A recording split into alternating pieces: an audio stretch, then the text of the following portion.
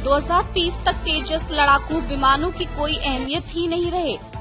IAF के पूर्व vice chief ने किया आगाह। भारतीय वायुसेना के वाइस चीफ के पद से रिटायर होने के 2 महीने से भी कम समय में एयर मार्शल नागेश कपूर ने हिंदुस्तान एरोनॉटिक्स लिमिटेड द्वारा एयरफोर्स को तेजस फाइटर जेट की डिलीवरी में हो रही देरी की आलोचना की है। उन्होंने कहा कि ऐसा क्यों है, जिस मशीन के बारे में हमें कई साल पहले कुछ खास क्षमताओं के साथ देने का वादा किया गया था, उसे किसी न किसी बहाने से हमें देने से इनकार किया जा रहा है।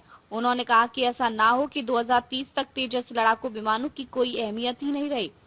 पूर्व आईएएफ वाइस चीफ ने अमेरिकी कंपनियों को ठहराया जिम्मेदार। उन्होंने कहा कि हमें क्यों मुश्किलों का सामना करना पड़े, सिर्फ इसलिए क्योंकि किसी ने कहीं अपना वादा पूरा नहीं किया। एचएएल की तरफ से आईएएफ को स्वदेशी एलसीए तेजस MK-1A जेट की डिलीवरी में कई सालों की देरी हुई है। इसकी मुख्य वजह है अमेरिकी कंपनी जीई की तरफ से F404 IN-20 इंजन की सप्लाई में देरी, कॉम्प्लेक्स मिशन सॉफ्टवेयर का वैलिडेशन और एयरफोर्स की सख्त ऑपरेशनल जरूरतें।